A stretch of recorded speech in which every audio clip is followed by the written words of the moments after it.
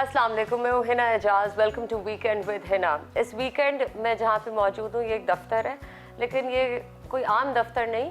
इस ऑफिस को या फिर कह लीजिए इस कंपनी को, it was in the top 25 companies of Pakistan और ये अवार्ड इन्हें मिला था साल 2006 में।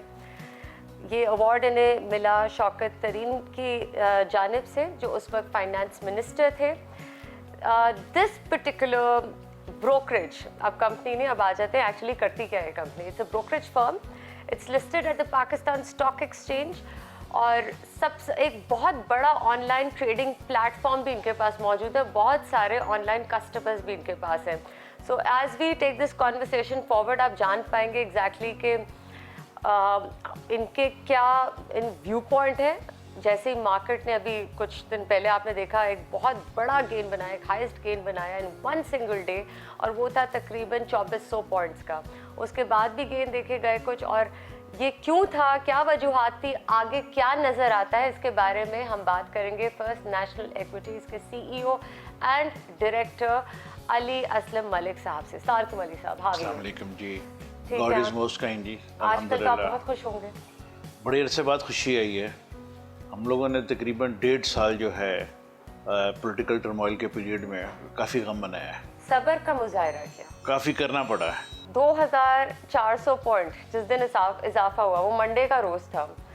आप एक्सपेक्ट करें तो ऑफ कोर्स IMF का मुआहदा हो गया था, you expected this change in the market right, लेकिन ये 2400 आप एक्सपेक्ट कर रहे थे कि इतने पॉइंट से इजाफा होगा, तो ये एक्चुअली ये 24 अगर हम वर्किंग डेज को देखें तो इससे 2 वर्किंग डेज पहले भी मार्केट जो थी वो 1000 पॉइंट बढ़ी थी, and that was an indication कि something positive is going to happen, and those positive news came in during the holidays of Eid. तो जो पहला वर्किंग डे था तो उस दिन मार्केट जो है उसने उसका रिफ्लेक्ट किया है, और हमारा ख्याल यही था कि 2000 पॉइंट का इजाफा होगा, और वो लेकिन हमारी एक्सपेक्टेशन से ज़्यादा इजाफा, यानी 8 महीने तो ये IMF डील या इस मुआहदे के होने का इंतज़ार किया जा रहा था। अब ये डील हो गई है, but after all it's a bailout package. जी हाँ, लेकिन ना होने से तो बहुत बेहतर है। आगे क्या लगता है आप? Actually a lot of the direction of the country is going to depend upon के पॉलिटिकल क्लाइमेट जो है वो कैसा रहता है। अगर इलेक्शंस हो जाते हैं, एक स्टेबल गवर्नमेंट आ जाती है, तो मुझे लगता है कि गुड डेज आर अहेड। आप क्या समझते हैं कि इलेक्शन ईयर भी आएगा, जो इन्वेस्टर है उसको अपना जो फोकस है वो किस तरफ रखना चाहिए और किन सेक्टर्स पर रखना चाहिए? देखिए, जो जहाँ तक स्टॉक मार्केट का ताल्लुक है, पाकिस्तान की जो मार्केट है इसके एवरेज 7 to 8 की PE के ऊपर ये मार्केट जो है वो हिस्टोरिकली ट्रेड करती है।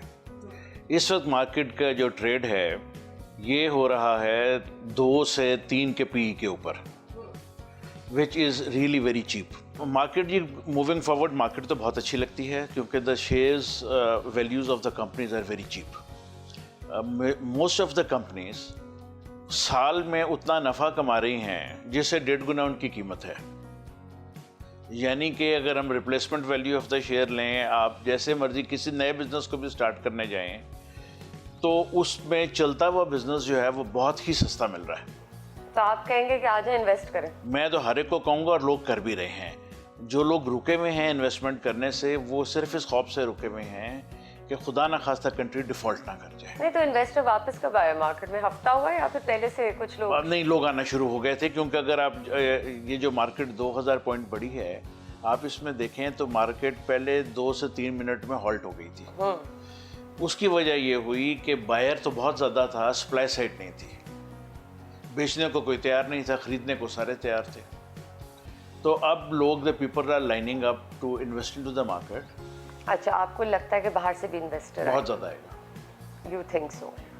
लेकिन जो ये पूरा इकोनॉमिक व्हील है, जब हम अभी तो स्टॉक मार्केट पे बात कर रहे हैं ना, इसमें भी एक्टिविटी नज़र आएगी, रियल एस्टेट में भी नज़र आएगी, बाकी सेक्टर्स में भी नज़र आएगी, सारे सेक्टर, क्योंकि अभी फ़िलहाल सब रुका हुआ नज़र आ रहा है। जी, जब देखें जो स्टॉक मार्केट है ना, ये एक इंडिकेटर होता है of the economy. Absolutely. What is the direction of the economy, और ये पहले रिफ्लेक्ट करता है अगर हालात ख़राब होने वाले हों, मार्केट पहले गिरना शुरू हो जाती है, हालात ठीक होने वाले हों, मार्केट पहले बढ़ना शुरू हो जाती है। इस वक्त जो सूरत हाल है वो ये है कि मार्केट लीड करेगी तो बाकी तमाम सेक्टर्स में इन्वेस्टमेंट वापस आ जाएगी। राइट, और ये डॉलर के बारे में क्या ख्याल है? लॉन्ग टर्म तो मैं कुछ नहीं कह बहुत सकता जी। fluctuation है, जी हाँ, ये देखें बहुत सवा fluctuation है। 325 रुपए से वापस आया है और अब जो है आप देख लें कि 280 से कम हो गया है। हम तो ये एक्सपेक्ट करते हैं कि इसकी वैल्यू 220 से 240 रुपए के बीच में आ जानी चाहिए। इतने पॉजिटिव हैं आप? जी हाँ, और आप अपने क्लाइंट्स को, इन्वेस्टर्स को यही तजवीज़ दे रहे हैं? हम तो सबको ये तजवीज़ दे रहे हैं कि इस वक्त सबसे अच्छी इन्वेस्टमेंट इक्विटीज़ है। अच्छा, आपका एक बहुत बड़ा ऑनलाइन प्लेटफॉर्म भी है, उसमें आपने देखा है कि पिछले 8 महीने से थोड़ी सी एक्टिविटी स्लो हुई होगी ऑफ कोर्स? डेफिनेटली जी। देखें, 8 महीने से हम भी अपने क्लाइंट्स को यही कह रहे थे कि आप जो है पैसा अभी मार्केट में ना लगाएं, बेचें नहीं, लेकिन ख़रीदने से भी हम रोकते थे, क्योंकि जब पैनिक आता तो लोग अननेसेसरी लॉस बुक कर लेते हैं। राइट। अब हम ये देख रहे हैं कि ये पिछले कोई 7-8 वर्किंग डेज से ऑनलाइन क्लाइंट्स जो हैं वो बहुत ज़्यादा तेज़ी से एक्टिव हो गए हैं। लेकिन अली साहब, ये ब्रोकरेज का जो कारोबार है, इसमें बहुत लोग आप पे फेथ रख के आपके नाम पर और ट्रस्ट और क्रेडिबिलिटी की बुनियाद पर आते हैं। आपकी ब्रोकरेज फर्म हो या कोई और हो, क्रेडिबिलिटी बहुत मैटर करती है। तो नेचुरली अब मार्केट को तो आप नहीं प्रिडिक्ट, मतलब इतनी 100% तो कोई नहीं बता सकता ना कि कल क्या होना है। तो ऐसे भी बहुत सारे औकात होते होंगे इन्वेस्टर्स आपको और फिर बाद में शायद बुरा भला भी कहते हो कि आपने इन्वेस्टमेंट करा दी। जी, ये बिल्कुल आप ठीक कह रही हैं कि हमारे पाकिस्तान में ये कल्चर है कि जो गेन करता है वो उसकी अपनी अकल और नसीब होते हैं और जो नुकसान होता है वो एडवाइज़र के ज़रिए होता है। तो ये हमारी इंडस्ट्री में भी है। अब तो हम तो रेजिलिएंट हो गए हैं इस बारे में, लेकिन अब हम उनको जो स्ट्रिक्टली हमने अपने तमाम डीलर्स को और रिसर्च को बोला है कि आप एडवाइस ही सिर्फ ब्लू चिप कंपनीज करें। Right. अच्छा, ब्लू चिप कंपनीज में ये होता है कैपिटल गेन कम होता है Absolutely. और डिविडेंड मिलता है, बिल्कुल। So that is a safe investment. You can compare it with keeping money in any of the debt instruments. लेकिन ये बड़ी एक स्ट्रेंज बात है और मैं आपको बताऊंगा कि ज़्यादातर कहने को तो सारे ही लोग, चाहे वो हमारे पास रोल्स रॉयस ड्राइव करके आता है और चाहे वो मोटरसाइकिल पे आता है, आते सारे इन्वेस्टमेंट करने हैं, ठीक, लेकिन करते सारे स्पेकुलेशन। मैं इसी पे आने वाली थी। अगला सवाल यही था कि आते हैं इन्वेस्टमेंट करने, लेकिन करके जाते हैं स्पेकुलेशन, कभी कभी विद एम्प्टीड पॉकेट्स आल्सो। तो ये आप मतलब एज एन एडवाइजर आपके लिए कितनी एक मुश्किल टास्क होती होगी अच्छा, अब उसको मैनेज करना? ये भी मैं आपको बताऊंगा, ये भी एक चीज़ है कि वो हमसे ज़्यादा एडवाइस सीख ही नहीं करते, वो हमें एडवाइस दे रहे होते हैं। अच्छा, कि आपको क्या पता है, हम बताते हैं। सो एक्चुअली देखें, मैं आपको बताऊं, जो स्टॉक मार्केट है ये इंतहाई कॉम्प्लिकेटेड इन्वेस्टमेंट होती है। यस। यहाँ पे लाइक हम 400 कंपनी को कवर करते हैं, तकरीबन 550-600 कंपनी लिस्टेड है, 400 कंपनी को हम कवर कर रहे होते हैं। 400 कंपनी को जब हम कवर करते हैं तो 400 कंपनी में आप देखें कितने सेक्टर्स आते हैं, इकोनॉमी के सारे सेक्टर्स आते हैं, हर सेक्टर के ऊपर क्वार्टरली रिपोर्ट आती है जी। अच्छा, अब अगर एक सेक्टर में 20 कंपनी है तो हर 20 कंपनियां ने साल में 4 दफ़ा रिपोर्ट देनी है, और अब उसको आप देख लेंगे कितनी रिपोर्ट्स आई। अब आप सेक्टर कंपैरिजन हम स्टडी करते हैं, बनाते हैं, कंपनीज का बनाते हैं, कौन सी कंपनी किससे बेहतर है, कौन सा सेक्टर किससे बेहतर है। So it's a continuous learning process. मेरा ख्याल है कि जो एक अच्छा एडवाइज़र जो है, जितना वो पढ़ाई करता है वो आप उसको कंपेयर नहीं कर सकते किसी भी दूसरे बिजनेस के साथ। अच्छा, अब एक इन्वेस्टर आता है हमारे पास, वो इंजीनियर होता है, वो 4 साल इंजीनियरिंग पढ़ता है, 2 साल मास्टर्स में पढ़ता है, 16 साल की ये 6 साल की इंजीनियरिंग हो गई, 18 साल की उसकी एजुकेशन हो गई, वो इंजीनियरिंग पढ़ता है, फिर रोज़ाना सुबह घर से निकलता 7 बजे अपने दफ्तर जाता है, इंजीनियरिंग की जॉब करता है शाम 5 से 6 बजे तक, and he is totally focused on what he is doing. और एक अगर 5 साल का उसका तजर्बा है तो एट एन एवरेज उसको 2 से 2.5 लाख रुपए की सैलरी ले रहा होता है। राइट। जब वो हमारे पास आता है तो वो कहता है मैं एक दफ़ा स्क्रीन पे देखूं और मैं 10 लाख रुपए लगाऊं और मैं शाम तक 2 लाख रुपया कमा लूं, तो how is it possible? We tell them कि आप अगर इतनी मेहनत, इतनी स्टडी इस पे करें तो फिर तो आपको एक्सपेक्ट कर सकते हैं कि जो आप अपनी जॉब में सैलरी ले रहे हैं, आप एनुअलाइज उससे 2 टाइम्स 3 टाइम्स आप बिजनेस करके, इन्वेस्टमेंट करके पैसा कमा सकते हैं। लेकिन आप अपने विम्स के ऊपर, अपने ख्वाहिशात के ऊपर, सिर्फ कि मैंने स्क्रीन पढ़ी, 4 लोगों से बात की, उसने मुझे कहा ये कंपनी ले लो, मैंने वो खरीद ली, टिप ली। So the lot of people come here to make quick money. लेकिन वो इसलिए शायद क्योंकि एक आध दिन वो बना भी लेते हैं। जी, ये ऐसा भी होता है। पहले ट्रेड में वो अमूमन बना लेते हैं। आप देखें, हम मॉक ट्रेडिंग के टर्मिनल्स होते हैं, उसमें और आजकल तो बहुत सारे आ गए। अच्छा, अब जो मॉक ट्रेडिंग होती है उसके अंदर वो एक्चुअली मार्केट में नहीं होती है। आप इट्स अ सिमुलेटर के आप गेम दे देते हैं खेलने के लिए, उसमें everybody makes a lot of money. लेकिन जब उनको हम इन्वेस्टमेंट करनी होती है, दे लूज द मनी। उसकी एक वजह है, जब वो पैसा लगाते हैं और हर वक्त there is a price discovery of an investment.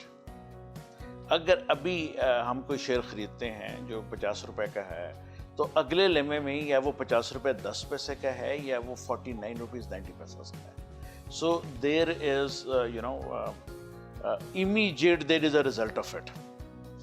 जबकि हम किसी और इन्वेस्टमेंट में जाते हैं तो इमीडिएट प्राइस डिस्कवरी नहीं होती।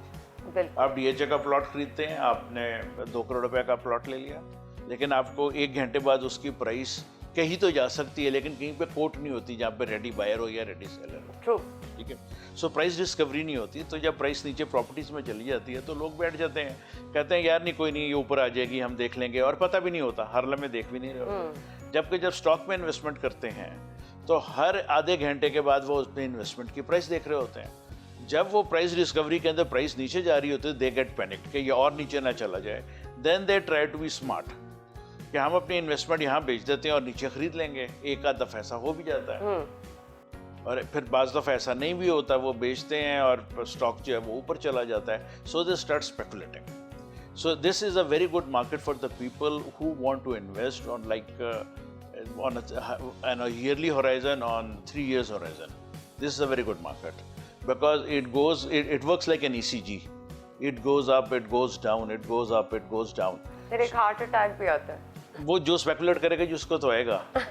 लेकिन आई थिंक कि ग्लोबली जी, अगर किसी की वेल्थ जब आप मेजर करते हैं तो उसकी कंपनीज की वैल्यूज को कैलकुलेट करके करते हैं। बिल्कुल। So this is an instrument which creates money, which creates wealth.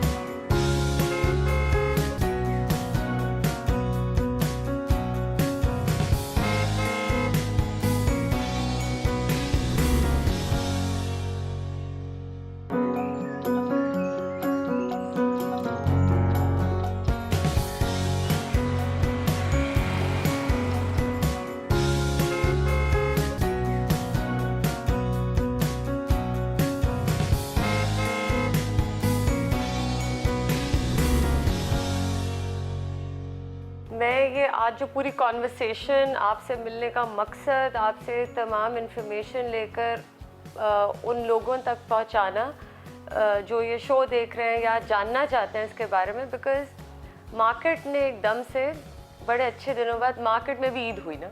जी बिल्कुल हुई, एक्चुअली ईद भी हुई और मार्केट में भी ईद हुई, तो लोगों ने सोचा कि दोबारा हम स्टॉक मार्केट की तरफ चलते हैं, बड़े अच्छे प्रॉस्पेक्ट्स नज़र आ रहे हैं। लेकिन क्लैरिटी बहुत ज़रूरी है। Once again to remind people जो स्टॉक मार्केट में इंटरेस्टेड है कि ऐसे ही आके एक दिन में 2 लाख रुपए नहीं बन सकते। सो जो अली मलिक साहब कह रहे हैं उसके पीछे जो बैकग्राउंड है, it's very important to understand all these factors. आपकी ज़िंदगी की शुरुआत पे चले जाते हैं, आप इन्वेस्टर कैसे बने? मेरे जी बैकग्राउंड ऐसा है कि मेरे ब्रोकर अल्टीमेटली, मैं आपको बताता हूँ। मेरे वालिद जो थे वो चार्टर्ड अकाउंटेंट थे, मेरे चचा भी चार्टर्ड अकाउंटेंट थे। तो घर में balance sheets, profit loss, companies की बातें होती थी, तो बैलेंस शीट्स काफ़ी आती थी, स्टॉक एक्सचेंज की कुछ डायरीज भी आती थी। तो मेरा इंटरेस्ट था कि यार ये क्या है, इसके ऊपर छोटे छोटे वो अखबार के अंदर भी कोटेशन आती थी। बिल्कुल। सो मैं जी इंटर करने के बाद बीकॉम करने हेला कॉलेज चला गया। वहाँ से हमारी रिक्वायरमेंट थी इंटर्नशिप की। सो मैं इंटर्नशिप करने स्टॉक एक्सचेंज चला गया। तब मैं जहाँ स्टॉक एक्सचेंज गया हूँ तो वो खुद ही, ये आपका अपना? जी मेरा अपना था जी। हाँ, तो उनको पता नहीं था कि कोई स्टॉक मार्केट के अंदर कोई पढ़े लिखे लोग भी आते हैं, तब वहाँ कल्चर बहुत फ़र्क था। बिल्कुल। सो दे टोल्ड मी कि जी हमारे पास तो कोई करने को काम नहीं है, तो आप किसी ब्रोकर के पास जाएं। फिर मैं अपने वाले साहब से फ़ोन करा के किसी ब्रोकर के पास गया। So I found very good people there.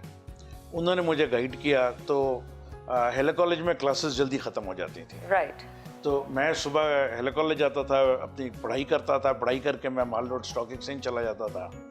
तो मैं अपने 2 साल बीकॉम के, 2 साल एमकॉम के साथ, ये 4 साल मैं साथ में काम करता रहा। उस दौरान मैंने अपनी इन्वेस्टमेंट्स भी शुरू कर दी छोटी मोटी। That is how I came into this market as a student. जी, एज अ स्टूडेंट जी। अच्छा, फिर तो और बस फिर वहाँ से जब मैंने तो इसके अलावा ज़िंदगी में और कोई काम नहीं किया जी। मैंने I have always been investing into this market. Speculation करते थे आप? बिल्कुल करता हूँ जी। जो भी कहता है कि नहीं करता तो वो सिर्फ ऑप्टिक्स के लिए कहता है। हम इन्वेस्टमेंट भी करते हैं, लेकिन साथ में हम स्पेकुलेट भी करते हैं। जब आप स्टूडेंट थे तब करते थे? जी, तब भी करता था। और कितनी दफ़ा नफ़ा और कितनी दफ़ा नुकसान उठाया? बहुत नुकसान हुआ, बहुत ज़्यादा नुकसान किया। मैंने यहाँ तक नुकसान किया कि मेरे वालिद की डेथ हो गई, तो तब मैं स्टूडेंट ही था। उसके कुछ अरसे बाद I made a loss, such a big loss कि I had to sell everything which I inherited from my father. सब कुछ? जी हाँ, मैंने अपना घर भी बेच दिया and the cars and what not. लेकिन मैं इसी फील्ड में रहा, और मेरा ख्याल है कि 1-1.5 साल में then again I had everything. First National Equities कब फॉर्म हुआ? फर्स्ट नेशनल इक्विटीज जी मेरी ये तीसरी कंपनी थी। ठीक। पहले मेरे पास थी Switch Securities, right, member of the Lahore Stock Exchange. Then we had First Pakistan Securities, member of Lahore Stock Exchange. Switch में मैं इस्लामाबाद की थी, Lahore and Islamabad and National Commodity Exchange. First Pakistan Securities, Lahore Stock Exchange. फिर ये हमने कराची का कार्ड लिया, नेशनल बैंक के पास ये एक कंपनी थी, डॉर्मेंट थी। तो ये हमने इनसे बाय की है बैक इन 2002।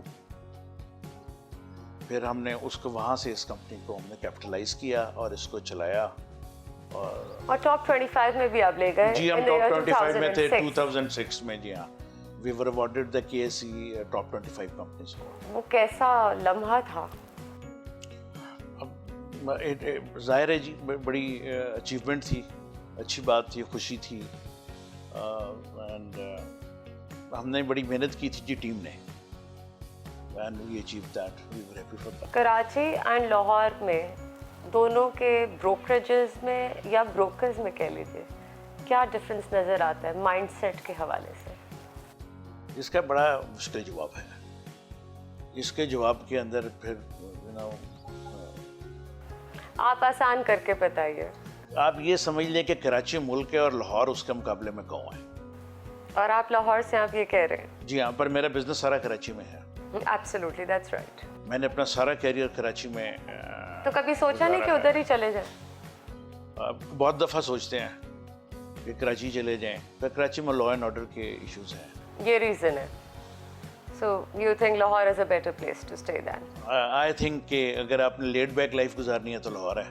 लेट बैक तो आप है नहीं वैसे। अगर आपने वाइब्रेंट गुजारनी है तो कराची है। लेकिन लेट बैक आप बिल्कुल नहीं है। ना, मैं बिल्कुल नहीं हूँ। उसकी एक वजह है कि मेरे मेरी सारी जो ट्रेनिंग है in most of my work life वो कराची की है। राइट। तो अच्छा, बिजनेस कम्युनिटी पे फिर आ जाते हैं। अब आप बिजनेस कम्युनिटी से भी आपका कांस्टेंट राब्ता होता है, कांस्टेंट मुलाकातें होती हैं। उनका सेंटिमेंट अभी क्या बयान कर रहा है मुल्क के बारे में और आगे हालात के हवाले से? देखिए, मैं आपको एक चीज़ बताऊं, आप ये देखें कि ये जो हालात ख़राब हुए हैं ना, ये ख़राब हुए हैं छोटे बिजनेसमैन के लिए। ये इन्फ्लेशन हुई है, लेकिन वो प्राइसेस पास थ्रू कर दी गई है। तो जो बिजनेसमैन है ना, वो तो पैसा कमा रहा है। 2 करोड़ से नीचे की गाड़ी नहीं बिक रही, 2 करोड़ से ऊपर की गाड़ी नहीं मिल रही। ये तो आप स्पेंडिंग हैबिट को देख लेना। बहुत है, बिजनेसमैन ने बहुत पैसा कमाया और कमाते जा रहे हैं, but at the same time लेकिन खर्च नहीं कर रहे मेरे ख्याल में। खर्च कर रहे हैं, लेकिन अब वो खर्च यहाँ करने के बजाय पाकिस्तान से बाहर खर्च करना शुरू कर दिया है। लॉट ऑफ आप इमेजिन नहीं कर सकती कितना पैसा ट्रांसफ़र हुआ है बिल्कुल पाकिस्तान से बाहर। ऐसे ऐसे लोग के जो बाहर अपना कैरियर छोड़ के पाकिस्तान वापस आए थे, वो लोग जो हैं वो वापस पाकिस्तान में रैप अप करके बाहर जा रहे हैं। This is only due to the uncertain economic positions. अब स्टेबिलिटी आएगी तो फिर लोग ईज आउट हो जाएंगे। बट फिर भी अभी अनसर्टेनिटी है। अभी तो डेफिनेटली है जी। आगे अभी ये असेंबलीज तकरीबन 1 माह आगे अपना टर्न्योर पूरा करेंगी, फिर केयर टेकर आएगी। अब वैसे तो 60 दिन में इलेक्शन हो जाने चाहिए, लेकिन बहुत ज़्यादा आधे एनालिस्ट तो इस बात को स्पेकुलेट कर रहे हैं कि हो सकता है केयर टेकर जो है वो 2 साल के लिए आ जाए। तो ये बड़ी सीसॉ वाली अभी सिचुएशन रहेगी जब तक कि केयर टेकर और एक्चुअल इलेक्शन नहीं होता। एक्चुअली जब इलेक्शन हो जाएंगे, गवर्नमेंट फॉर्म हो जाएगी, I think then there is no looking back. तो फिर डॉलर की भी स्टेबिलिटी फिलहाल अभी आएगी जी। डॉलर की स्टेबिलिटी हम देखते हैं आईएमएफ की वजह से, और मैं ये ज़ाती तौर पे समझता हूँ कि at the right level consensus has taken place कि अब पाकिस्तान को इकोनॉमिकली जो है वो स्टेबल करना है।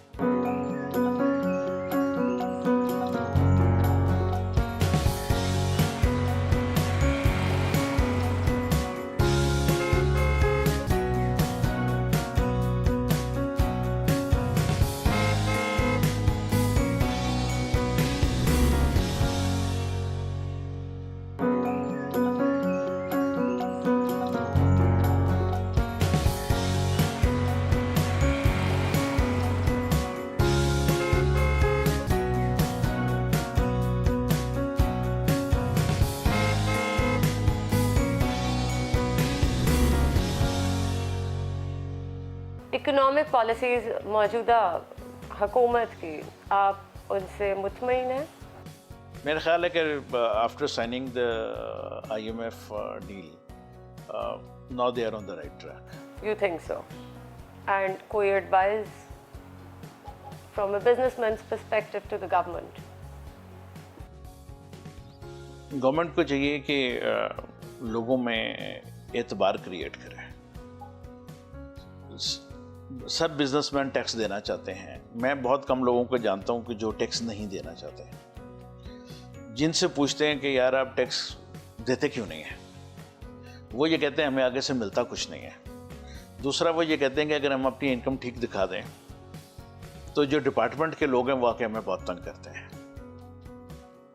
तो उन्होंने तो हमारे पास आना ही है, तो बेयकीनी है, इनसिक्योर हैं, जिसकी वजह से ये कल्चर ऐसा बना हुआ है। ये तो आपने सबके बिहाफ पे बात की, आप खुद से क्या कहेंगे?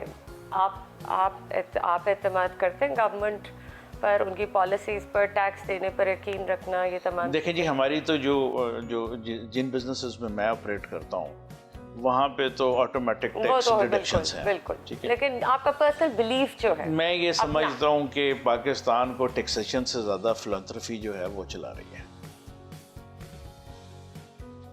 जो आप देखें कोरोना में कोई बंदा भूखा नहीं सोया, इतनी महंगाई हो गई है, कोई आदमी भूखा नहीं है, फिलैंथ्रोफी के जोर पे नहीं है। गवर्नमेंट अगर अपने खर्चे कम कर दे, जो कि किए जा सकते हैं, और लोगों को मौके प्रोवाइड करें काम करने के, और जो अफसरान प्रॉब्लम ये है कि जो हमारे पॉलिटिशियंस हैं ना जी, ये अवाम को रियाया नहीं समझते।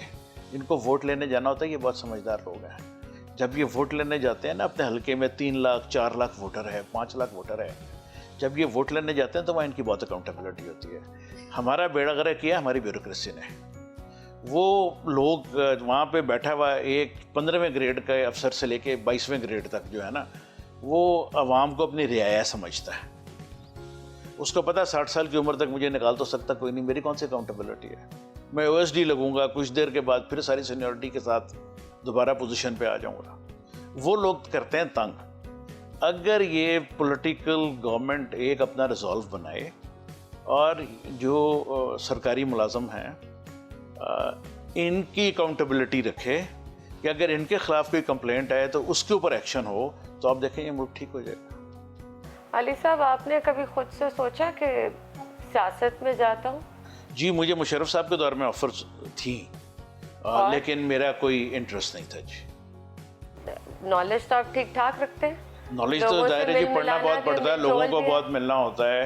तो फिर देन व्हाट्स स्टॉपिंग यू? नहीं जी, हमारा काम नहीं है ना जी, ये एक प्रोफेशन है, पॉलिटिक्स भी एक प्रोफेशन है और उसके लिए बहुत टाइम देना पड़ता है। मेरा वो टेम्परामेंट ही नहीं है जी, मैं अपने आप को इस काबिल भी नहीं समझता।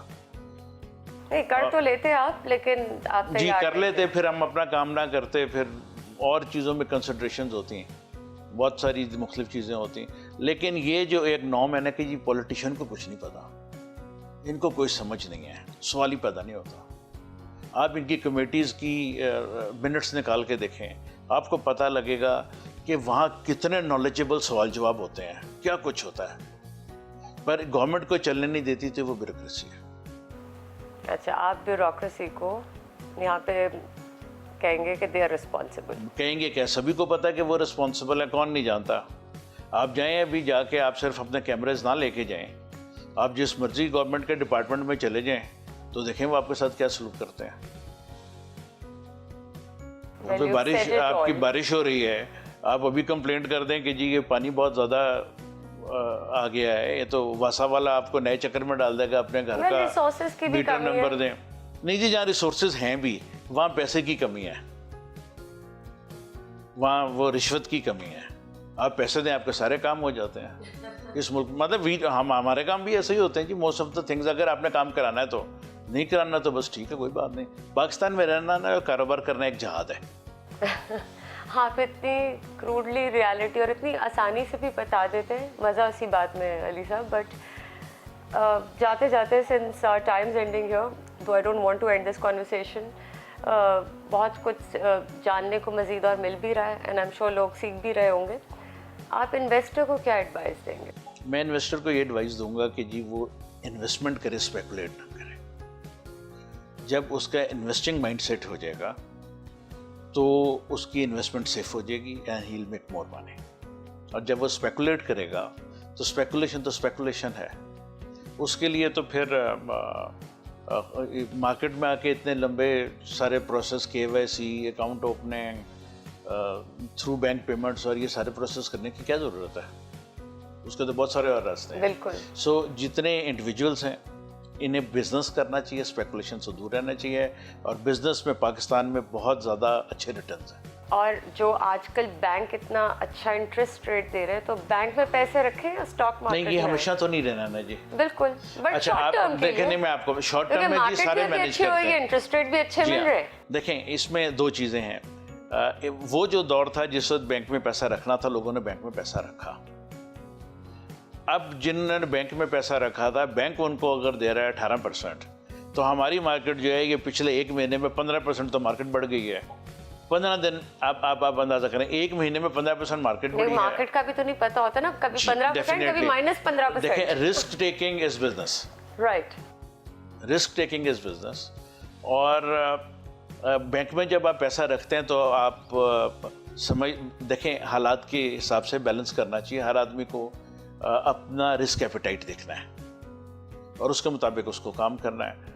मैं तो ये समझता हूँ कि जो बैंक में, अब मैं इंडिविजुअल्स की बात कर रहा हूँ, मैं और छोटे पैसे की बात कर रहा हूँ, से 3, 4, 5 करोड़ रुपए की, मैं कोई बड़े पैसे की बात नहीं कर रहा हूँ। हर पैसे को हैंडल करने के डायनामिक्स फ़र्क होते हैं। आप देखें कि अगर आपने कोई घर में परिंदा पाला हो ना, बिल्ली पाली हो, और हमने उसको फीड करते हैं, आप उसको 2 दिन के लिए घर से बाहर निकाल दें, वो भूख से मर जाएगी, उसको शिकार करना ही नहीं आता। तो बैंक में पैसा जिसने इंटरेस्ट खाना है ना जी, वो कमा के नहीं खा सकता। यही इंटरेस्ट रेट तो कुछ अर्से पहले 5-6% भी थे, नॉट वेरी फार। हम सिर्फ 2 साल रिसेंट पास की बात हो रही है।